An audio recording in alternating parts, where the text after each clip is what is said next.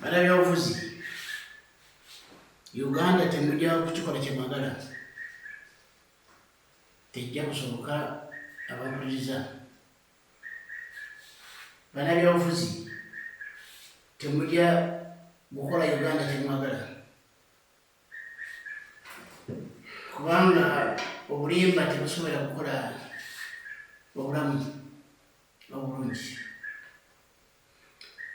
Bannabyabufuzi abavuganya gavumenti ya Uganda mugamba nti gavumenti y'abantu babiri, babbi, bali bambuzi, batemu n'ebirala bebyo. Ate bannabyabufuzi abali mu gavumenti boogera nti aba opposition babi nnyo kubanga bajjudde obukyayi, bajjudde obulabe, obutemu, era bonna njuyi zonna buli ludda lulumiriza lunaala okubeera w'abantu babiri. Naye mbategeeza William Gaston Baguma yaweebwa omulimu gw'okuwandiika ku nsi eno naddala ku ludda lw'enzikiriza ya Yesu Kristo. Mbategeeza nti enjuyi zombi ntuufu, abagavumenti bwe bagamba nti opposition babi baba batuufu, kubanga ebikolwa byonna byabirabika. Ate bano ba opposition abavuganya gavumenti bwe bagamba nti gavumenti y'abantu babiri nabo baba batuufu. Ekibi abantu tebaagala maka mazima, tebaagala maka mazima n'akamu.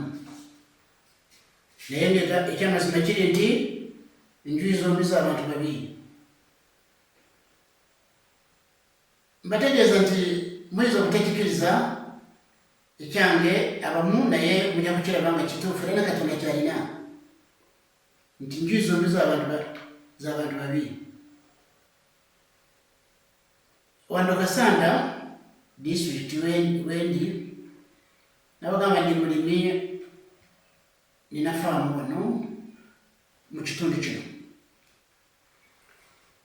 Aba gavumenti eriko eya President Museveni banfuga era bantwala okuva Museveni bwe yajja wano okuluusa Museveni bwe yate ebibiina by'obufuzi n'aleeta ne local gavumenti wano.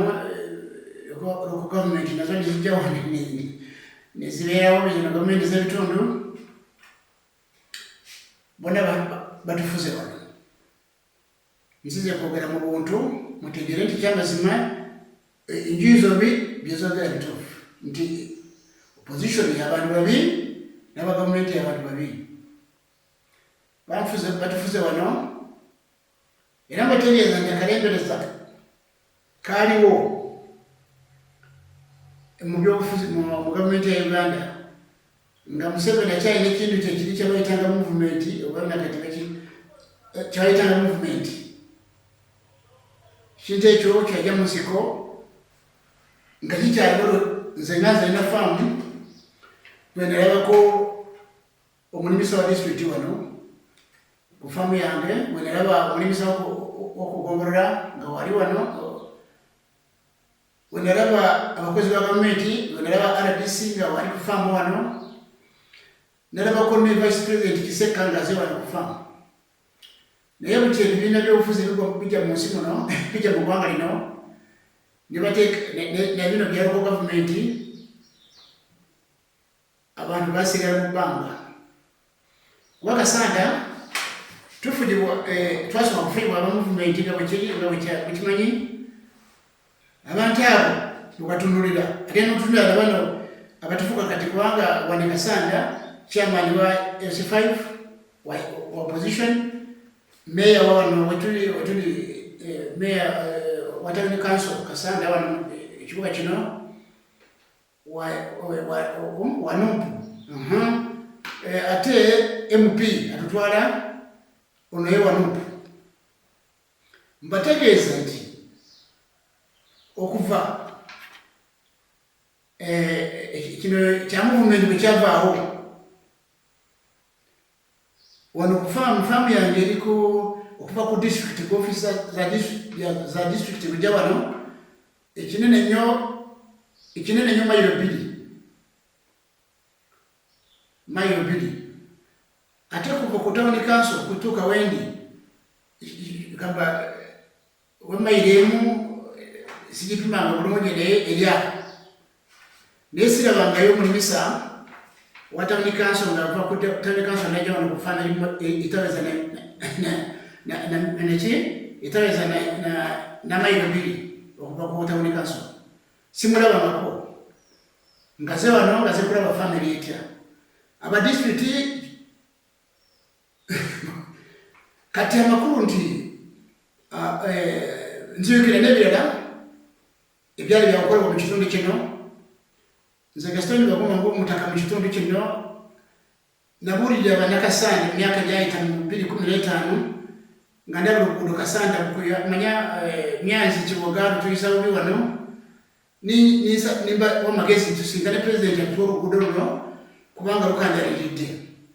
Mbategeeza nti olukiiko nakuba ng'omutaka w'ekitundu ng'aliko abakulembeze ba disitulikiti abakataka mu kitundu kino ne MP ono aliko kati Patrick Samba twali naye mu kuŋŋaano mu lukiiko n'abakulembeze bawerako bona bali wano. Mbategeeza twakiriziganya ku nsonga naye bwe bambaliriza Patrick ne Museveni bakontana kubanga President Museveni bwe yajja 2016 wano oluguudo yalugaba. Patrick bwe yatuuka mu Parliament batandika kubonagana ne Museveni.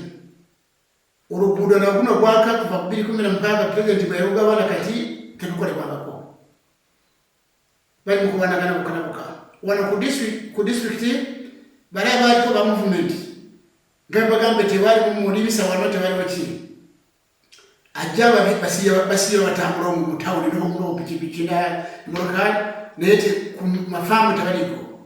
Byonna bibaddewo mu kiseera kyakumu movement ya Museveni yajja mu kigo emaze kuvaako n'okutuuka leero teri kikyuka wadde tufunyibwa kataba ebibiina. Bwe mugamba nti n'olwekyo bwe mugamba nti abagavumenti babi n'opposition babi mu abatuufu naye eddagala lyeririwa eddagala mwagala kugenda maaso mukufuuka babi kubanga okulwanagana kumuteekateeka kumulowooza si ddagala n'akatono era Uganda temujja kugifuula kyemwagala kubanga eggwanga ino Uganda bategeeza nti Katonda yaliramba. Mu Isirayiri abasajja ekika kya Yuda kyekyali kisinga ebikolobera mu bika byonna bya Isirayiri naye Yesu bwe yava. Uganda gye mulaba y'abantu babi by'amazima si Uganda yokka si yonna bwetyo bwefaanana. Lwakuba obubi bwonna obuli mu nsi bweyorekera ku Uganda nayo nebulaga naye mbategeeza nti ekika kya Yuda Yesu kye yazaalibwamu kyekyali kisinga ebikolobera mu bika 12 bya Isirayiri. Nakyo Uganda erina ensonga ne Katonda mugigoberere kuba ku muwandiisi Gaston Baguma.